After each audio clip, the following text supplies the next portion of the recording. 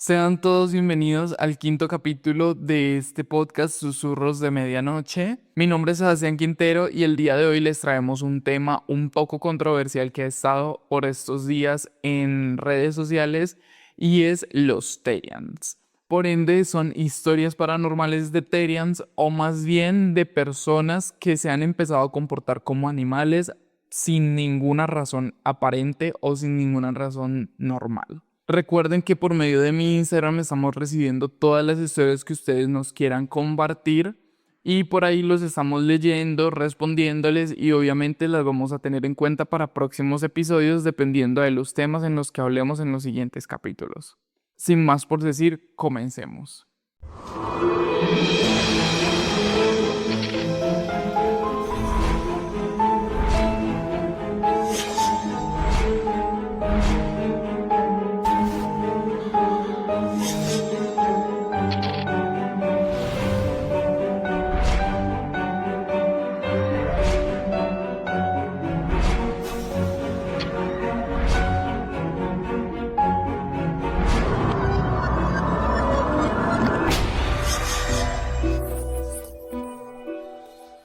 La primera historia se llama El vigilante del hospital abandonado.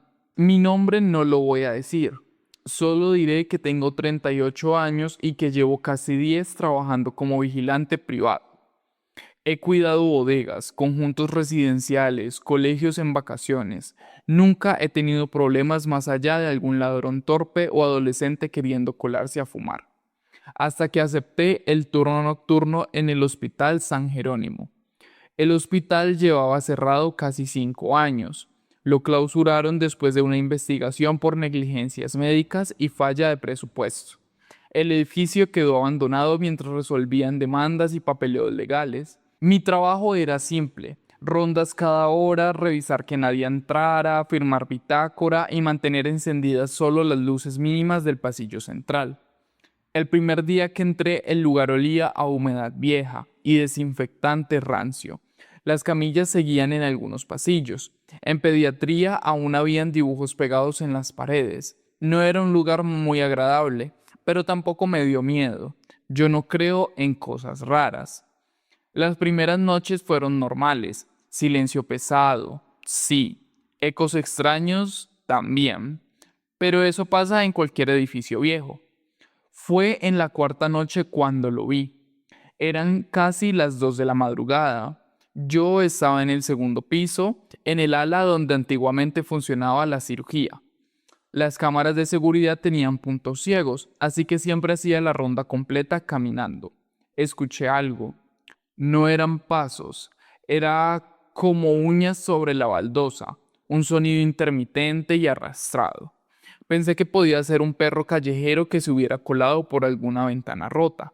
Bajé la linterna intentando no hacer ruido. El sonido venía del fondo del pasillo, donde estaban los antiguos quirófanos. Y entonces lo vi. Al principio creí que era una persona agachada, pero no estaba agachada, estaba en 4 patas. Se movía lento, como si estuviera olfateando el suelo. No llevaba camisa, la piel se le veía pálida bajo la luz fría del techo. El movimiento no era natural, no era alguien gateando, era algo más coordinado, como más acostumbrado. Grité. La figura se quedó quieta. Muy despacio giró la cabeza hacia mí. No había maquillaje, no había máscara. Era un hombre, uno de unos 50 años, tal vez, con barba descuidada y ojos demasiado abiertos. Y lo más extraño no fue verlo así, fue la expresión. No parecía confundido, parecía molesto porque lo hubiera interrumpido. Se incorporó solo un poco, lo suficiente como para hablar. No deberías estar aquí arriba a esa hora, me dijo, con la voz áspera.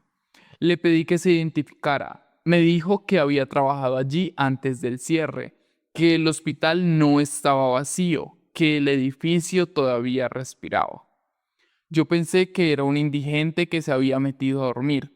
Intenté acercarme, pero en cuanto di 2 pasos, él retrocedió en 4 patas.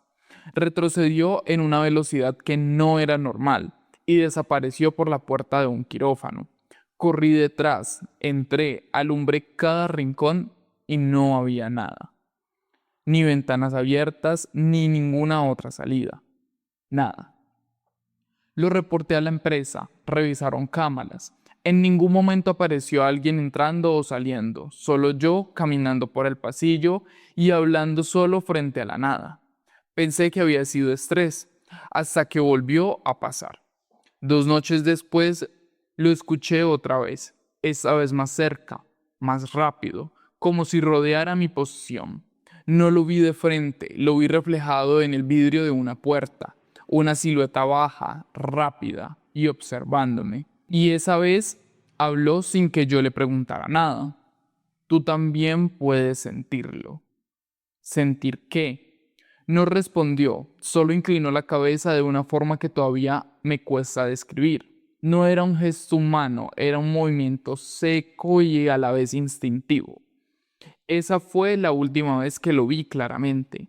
Después de eso dejaron de ser apariciones directas, empezaron a ser sensaciones. Al principio pensé que era sugestión, pero comencé a notar cosas en mí. Mi olfato se volvió más sensible. Podía oler la humedad antes de entrar a una sala. Podía distinguir el metal oxidado del quirófano desde el pasillo.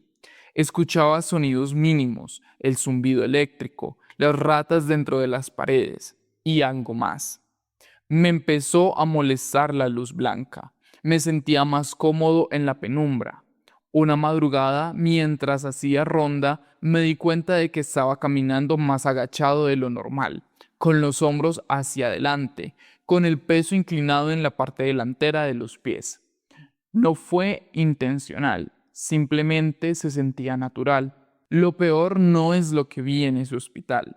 Lo peor es que hace 3 días, cuando llegué a casa después del turno, mi esposa me dijo algo que no puedo sacar de mi cabeza. Me dijo, anoche no dormiste en la cama. Yo le dije que sí, pero ella insistió. Me encontró en el suelo, al lado de la cama, con los brazos doblados debajo de mi pecho y la ventana abierta. Yo no recuerdo haberla abierto. Anoche, mientras escribía esto, me descubrí oliendo el aire de la habitación. No sé qué está pasando. No sé si ese hombre era real. No sé si sigue ahí. Solo sé que cuando estoy en el hospital a veces siento que el edificio late y que algo dentro de mí está empezando a entenderlo. La segunda historia se llama El niño cuya sombra no era humana. No soy una persona supersticiosa. Trabajo como contadora. Mi esposo es ingeniero y siempre hemos sido bastante racionales con todo. Por eso tardé tanto en aceptar que algo no estaba bien con mi hijo. Mateo tenía 8 años cuando empezó a decir lo de la sombra.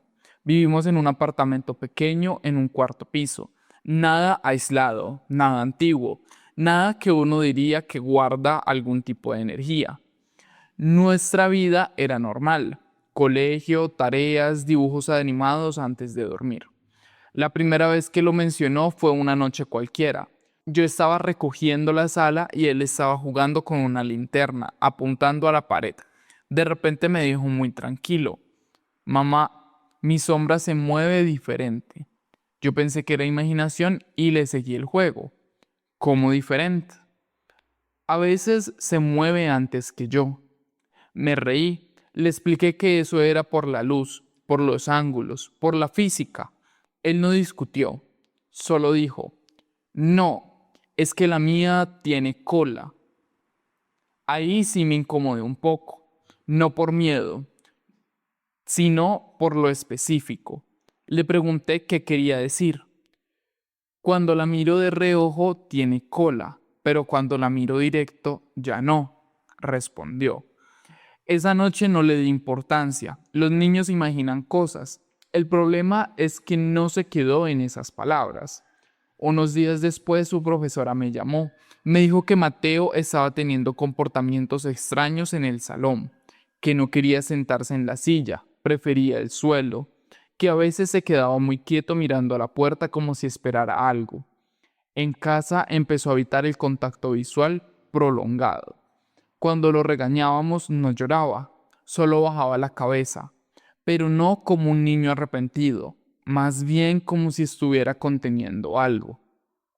Una tarde lo encontré agachado detrás del sofá. No estaba jugando, estaba observando. ¿Qué haces ahí?, le pregunté. Me respondió sin mirarme. Estoy practicando. ¿Practicando qué? A moverse sin que la sombra me gane. Sentí un frío extraño, pero seguí intentando ser racional. Lo llevamos a una psicóloga infantil. Pensamos en estrés, ansiedad, imaginación exacerbada. La psicóloga nos dijo que no veía indicadores de psicosis ni nada grave, pero era un niño inteligente, incluso por encima del promedio. Pero los comportamientos continuaron. Empezó a caminar en puntas en ciertos momentos del día, especialmente en la noche. Se despertaba y recorría el pasillo sin hacer ruido. Lo sé porque una vez fingí dormir cuando escuché la puerta abrirse. Lo vi pasar frente a nuestro cuarto. No caminaba como siempre. Sus hombros iban ligeramente hacia adelante y la cabeza un poco inclinada. Se detuvo frente al espejo del corredor. Se quedó mirando su reflejo y entonces hizo algo que todavía me cuesta describir. Movió la cabeza de lado a lado, rápido, como si estuviera probando algo, como si estuviera ajustándose. Al día siguiente le pregunté qué hacía en el pasillo. Me respondió con total tranquilidad. Ella está aprendiendo. ¿Quién? La sombra. Ya casi puede salir. Mi esposo empezó a perder la paciencia. Pensó que lo estaba haciendo por atención. Lo castigó, le quitó la tablet, lo obligó a dormir con la luz encendida. Eso empeoró todo. Mateo empezó a reaccionar con pequeños gruñidos cuando algo le molestaba. No eran sonidos fuertes, eran bajos, contenidos, casi instintivos. Una noche mientras cenábamos, el perro de mi hermana vino de visita. Siempre se había llevado bien con Mateo. Ese día no. El perro entró a la sala, miró a Mateo y empezó a temblar. Literalmente retrocedió con la cola entre las patas. Mateo lo miró fijo, sin parpadear. Yo le pedí que dejara de hacerlo. Él respondió algo que no estaba preparada para escuchar. Los animales sí la ven. ¿Ver qué? La sombra que no es mía. Esa fue la noche en que realmente me asusté. No porque creyera que fuera algo paranormal, sino porque la convicción en su voz no era de un niño inventando algo. Era la de alguien explicando algo obvio. Lo más fuerte pasó 2 semanas después. Había una tormenta. Se fue la luz en todo el edificio. Encendimos algunas velas y las sombras eran muy grandes en las paredes. Mateo estaba de pie en la sala. La vela detrás de él proyectaba una silueta enorme sobre la pared. Yo la vi. Y todavía trato de convencerme de que fue la llama moviéndose. Pero por un segundo la sombra no coincidió. La figura proyectada parecía más baja, más compacta, con algo extendiéndose desde su parte inferior, como una prolongación. Parpadeé, volvió a ser normal. Mateo sonrió, no una sonrisa infantil, una sonrisa tranquila. Ya casi, dijo.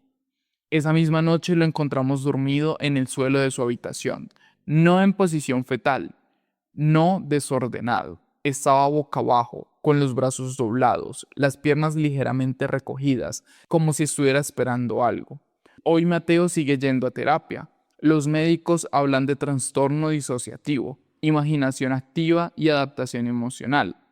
Yo quiero creerles, pero hay algo que no he contado.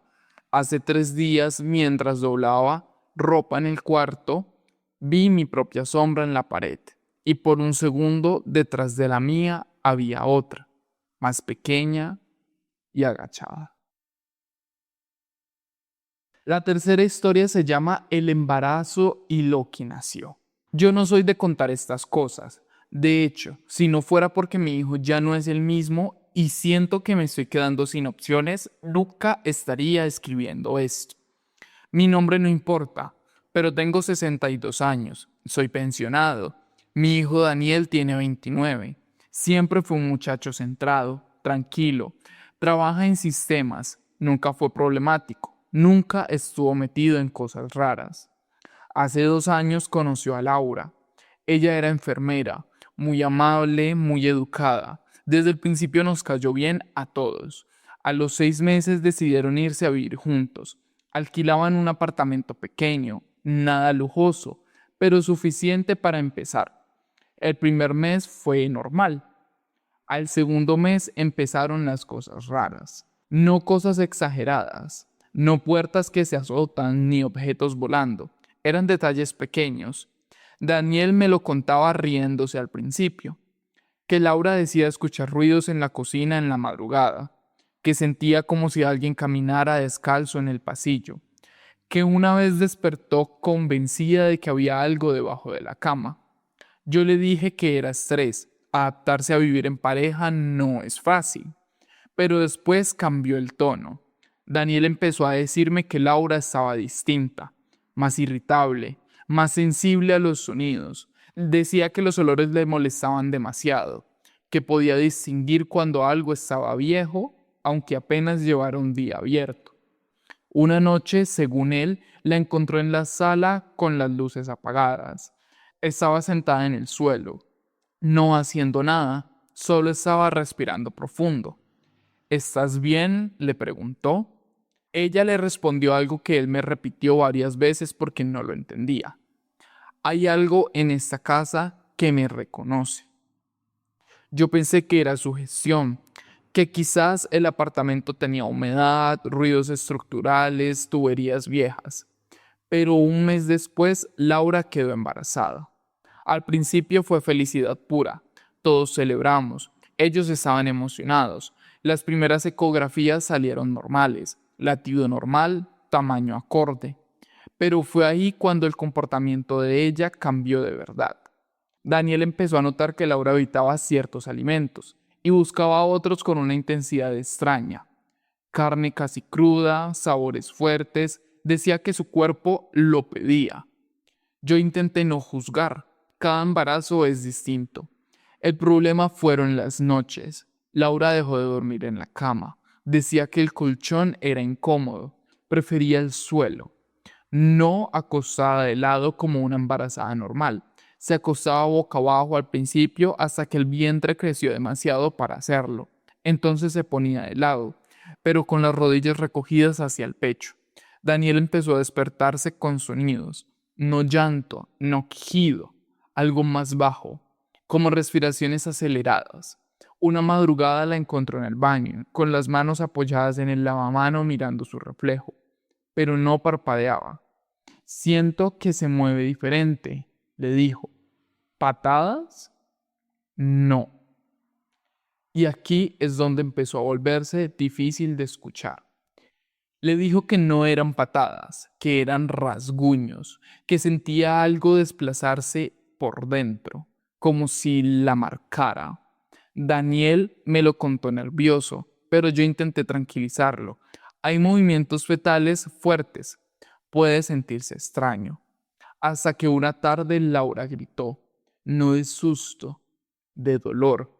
Decía que algo le había arañado por dentro con fuerza, que no era una contracción, que era distinto.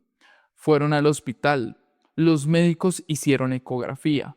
Y ahí vino lo primero que nadie supo explicar bien. La imagen no era clara, no se veía la forma habitual. El médico dijo que podía tratarse de una malformación severa, un crecimiento anómalo, algo llamado teratoma fetal, una masa de tejido que puede desarrollar estructuras extrañas. Le hablaron de probabilidades mínimas, les hablaron de cirugía urgente y les hablaron de riesgos.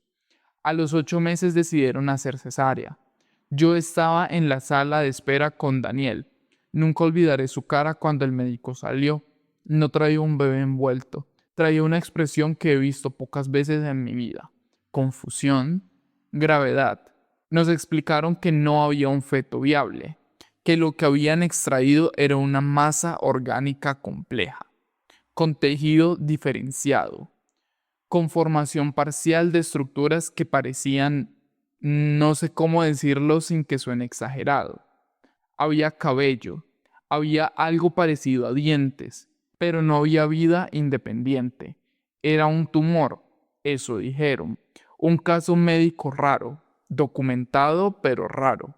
Laura no quiso verlo, Daniel sí, y nunca debió hacerlo. Me dijo después que lo que más lo perturbó no fue la masa en sí, fue la forma. Dijo que no parecía humana, que tenía una especie de simetría animal, que el tejido estaba distribuido como si intentara adoptar otra estructura. Yo no sé si eso es imaginación suya, pero desde ese día Laura cambió. Ya no gruñía, ya no dormía en el suelo, pero tampoco hablaba mucho. A los 3 meses se fue, lo dejó. Dijo que algo se había ido con la cirugía y que ya no sentía la presencia. Daniel cayó en una depresión profunda. Lo que me preocupa no es que esté triste, es que hace unas semanas me dijo algo que me heló la sangre. Me dijo que a veces cuando se queda dormido en el apartamento donde vivían, escucha algo arrastrarse en el pasillo y que el sonido no viene de afuera, viene de adentro de las paredes, como uñas pequeñas, buscando volver. Yo quiero creer que es el trauma, que es el duelo, que es la culpa, pero cada vez que lo escucho hablar noto algo distinto en su forma de respirar, cada vez más lenta, cada vez más baja, como si estuviera escuchando algo que yo no puedo oír. La cuarta historia se llama El espíritu del gato que regresó. No sé si me van a dejar enviar esto. La terapeuta dice que escribir me ayuda a organizar los pensamientos. Yo no estoy aquí porque esté loca. Estoy aquí porque nadie quiso escucharme cuando todavía hablaba con ustedes. Se llamaba Simón. Era un gato común, gris, de pelo corto. Lo adopté cuando tenía 22 años y vivía sola por primera vez. No era solo una mascota, era compañía, rutina, presencia. Simón dormía sobre mi pecho todas las noches. Sabía cuando yo estaba triste antes de que yo misma lo supiera. Si lloraba, aparecía. Si me enfermaba, no se separaba de la cama. Vivimos juntos 7 años. Murió un martes en la tarde, insuficiencia renal, rápido e inesperado. Yo estaba con él cuando lo inyectaron para dormirlo. Sentí como su cuerpo dejó de tensarse. Sentí como su peso cambió en mis brazos. Después de eso, la casa quedó vacía de sonido. Los primeros días fueron normales dentro del duelo.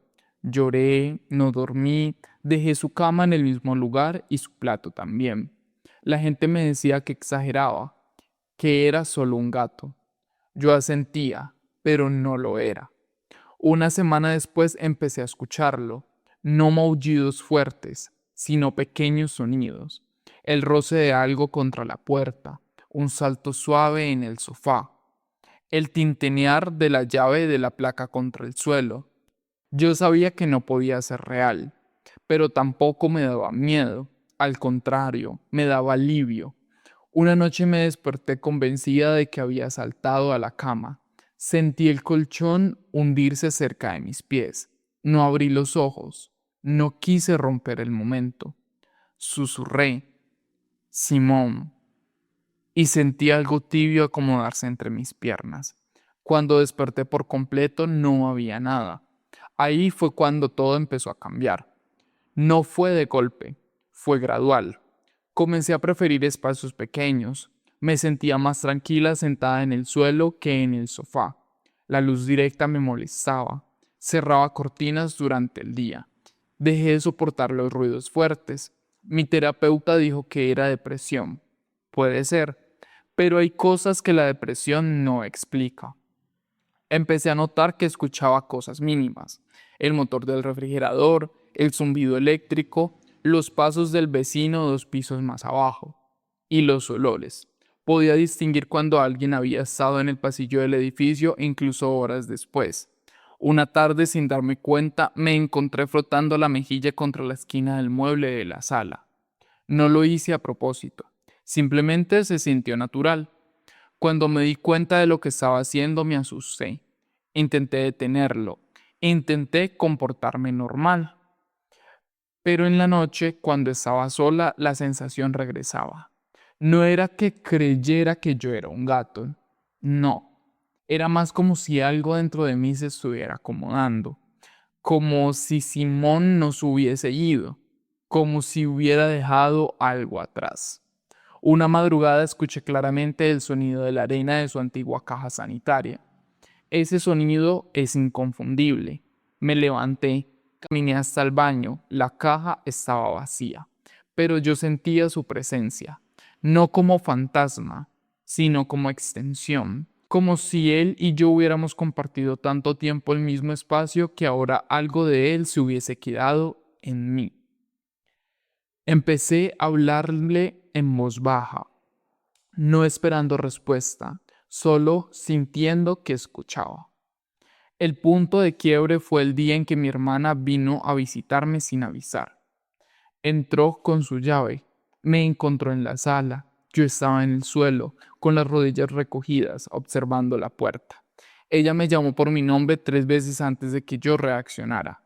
Dice que la miré raro. Dice que mis pupilas estaban demasiado dilatadas para la luz del mediodía. Dice que cuando intentó abrazarme, yo reaccioné mal. No la ataqué, pero retrocedí rápido, demasiado rápido, como si el contacto fuera una amenaza. Después de eso, insistió en llevarme a un psiquiatra. Yo acepté, porque sabía que algo estaba cambiando. Las últimas noches antes de que me trajeran aquí, soñé con Simón. No como lo recuerdo, más grande y más fuerte. Se sentó frente a mí y no maulló, solo me miró. Y yo entendí algo sin ninguna palabra, que no estaba poseída, que no estaba reemplazada, que simplemente estaba aprendiendo a sentir el mundo de otra forma. Aquí dicen que tengo un episodio psicótico breve con duelo complicado, tal vez, pero anoche mientras todos dormían escuché algo en el pasillo del pabellón, un sonido suave y familiar, y por primera vez en semanas no me sentí sola. La quinta historia se llama La cosa que observaba desde el árbol. Soy médico rural, o al menos lo era cuando ocurrió esto. Cuando uno termina la carrera, muchas veces lo envían a lugares pequeños para cumplir con el servicio obligatorio. Y hace unos años me asignaron un puesto de salud en un pequeño pueblo al que casi nadie quería ir. No era porque fuera peligroso ni porque estuviera lejos, sino porque estaba vacío. No en el sentido literal, claro. Había casas, había gente, pero muy poca. Era uno de esos lugares donde después de las 8 de la noche las calles quedaban completamente silenciosas y lo único que se escuchaba es el viento entre los árboles. El primer día todo fue normal. Me presenté en el pequeño centro de salud. Conocí a la enfermera que llevaba años trabajando allí y a un par de auxiliares, personas amables pero reservadas. Desde el inicio noté algo muy curioso. Todos insistían en que evitara caminar por los caminos que rodeaban el pueblo durante la noche. Yo pensé que se referían a animales salvajes o a algo parecido, pero cuando pregunté directamente, nadie me dio ninguna explicación clara. Solo repetían lo mismo. Si escucha algo en los árboles, no mire hacia arriba. Los primeros días no le di importancia. Atendía consultas básicas, revisiones y algunas urgencias menores. El pueblo era tranquilo, pero en la tercera noche ocurrió algo que me dejó pensando. Salí a comprar algo a la pequeña tienda que quedaba al final de la calle principal, y mientras caminaba sentí que alguien me estaba observando. No era paranoia, era esa sensación muy específica que tenemos los seres humanos cuando hay ojos encima de nosotros. Miré a mi alrededor y no vi a nadie en la calle. Entonces escuché un sonido extraño. No era un maullido, ni un chillido, ni el canto típico de un ave. Era algo más grave, más profundo, como si alguien estuviera intentando imitar un sonido de un búho sin lograrlo del todo.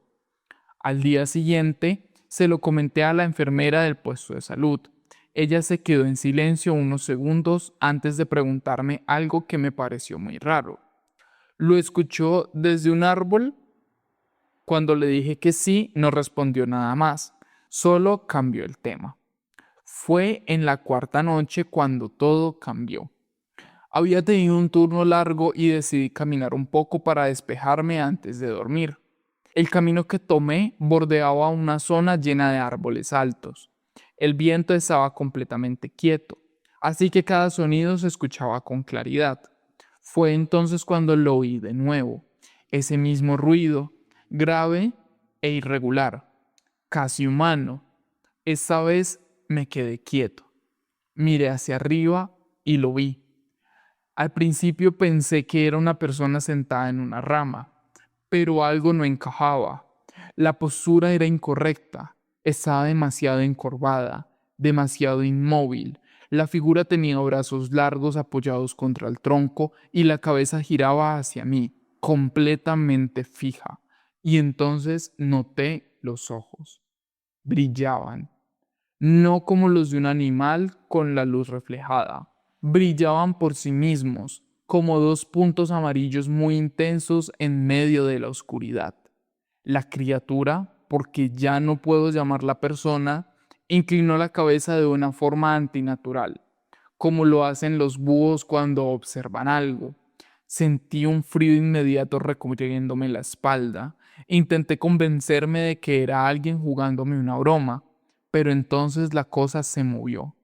No saltó, no bajó, simplemente cambió de posición con una velocidad imposible, trepando por el árbol con un movimiento silencioso y torcido, como si su cuerpo no estuviera hecho para caminar en el suelo, sino para agarrarse de la corteza. Cuando volvió a mirarme, pude ver claramente su rostro. No era un búho, pero tampoco era del todo humano. Los ojos eran demasiado grandes, demasiado redondos, y la forma en que se movían era como si estuvieran intentando imitar a un animal que había observado durante mucho tiempo. Me fui de allí sin correr, pero caminando lo más rápido que pude. Al día siguiente pedí mi traslado. No expliqué todo, solo dije que no me sentía cómodo trabajando allí. Antes de irme, la enfermera se acercó a despedirse. Me miró con una expresión extraña y me preguntó algo muy específico. ¿Miró hacia arriba cuando lo escuchó? Le dije que sí. Ella suspiró y me respondió algo que todavía me persigue cuando recuerdo esa noche. Por eso ya no se queda ningún médico aquí por mucho tiempo. Nunca volví a ese pueblo, pero desde entonces cada vez que escucho un búho en la noche, no puedo evitar preguntarme si realmente es un búho o si es otra cosa observando desde algún árbol. La sexta y última historia se llama El Ritual. Nunca creí demasiado en esas cosas. Espíritus, energías, animales guía, siempre me parecieron ideas bonitas, pero más cercanas a la espiritualidad moderna que a algo real. Sin embargo, hace unos años estaba pasando por un momento complicado. Había terminado una relación larga. Me sentía perdido con mi trabajo y tenía esa sensación incómoda de no saber muy bien quién era yo. Fue entonces cuando una amiga me habló de un ritual. Según ella, existía una práctica muy antigua que algunas personas usaban para encontrar a su animal espiritual. Decía que no era algo peligroso, solo una especie de ejercicio de meditación profunda que ayudaba a conectarse con tu instinto. Yo estaba lo suficientemente confundido como para intentarlo. El ritual era sencillo. Tenía que hacerlo de noche, solo y en silencio. Apagar las luces, encender una vela y sentarme frente a un espejo. La idea era mirarme fijamente durante varios minutos mientras repetía una frase específica que según ella abría la mente a una parte más instintiva de uno mismo. Lo hice un viernes. Al principio me sentí ridículo. Estaba sentado frente al espejo de mi propia sala, con una vela encendida y repitiendo una frase que ni siquiera recuerdo bien cuál era. Pasaron 10 minutos, o 15 y nada ocurrió. Pero algo cambió, no en el espejo, sino en mí. Sentí una especie de presión en el pecho, como si mi respiración quisiera cambiar de ritmo. Mis sentidos parecían más atentos, podía escuchar el refrigerador desde la cocina, el viento golpeando la ventana, incluso el leve crujido de la madera del piso. Decidí terminar el ritual, apagué la vela y me fui a dormir. Pensé que todo había sido una pérdida de tiempo, pero al día siguiente desperté con una sensación rara en el cuerpo. No dolor, no enfermedad, algo más difícil de describir, como una inquietud constante, una energía acumulada que no sabía cómo liberar. Con el paso de los días empezaron los cambios. Primero fue el sueño. Me acostaba a dormir en la cama. Sentía la necesidad de estar más cerca del suelo y empecé a despertarme varias veces durante la noche sin ninguna razón. Después fueron los sentidos. Los olores comenzaron a sentirse mucho más intensos. Podía percibir cosas que antes no notaba. Comida desde la cocina cuando estaba en otra habitación.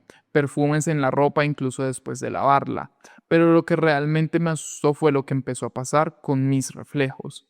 Una noche estaba caminando por la calle cuando escuché un ruido detrás de mí. Sin pensarlo, mi cuerpo reaccionó antes que mi mente.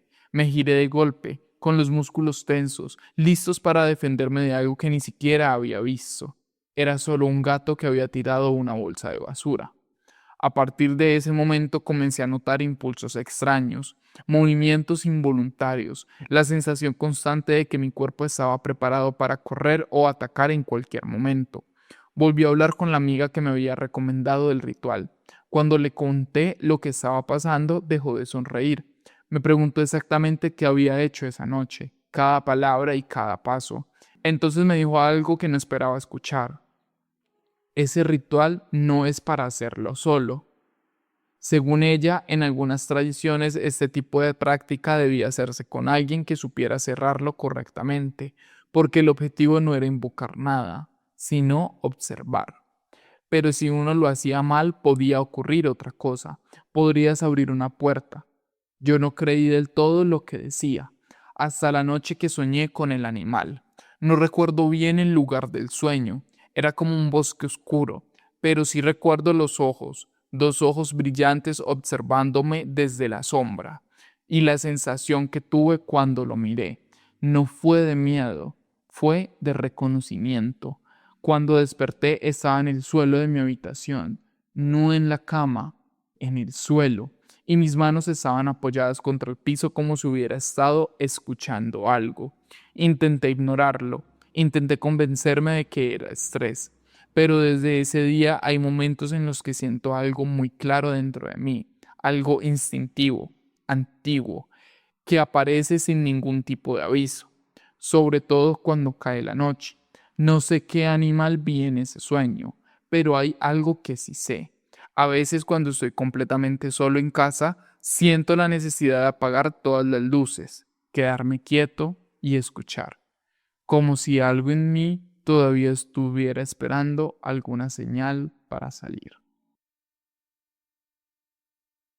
Y hasta aquí el capítulo del día de hoy. Espero lo hayan disfrutado tanto como yo disfruté haciéndolo, contando las historias, leyéndolas y organizándolas para poder traer este episodio el día de hoy. Recuerden que por medio de mi Instagram estamos recibiendo todas las historias que ustedes quieran que podamos contar en los siguientes capítulos. Sin más que decir, nos vemos a la próxima.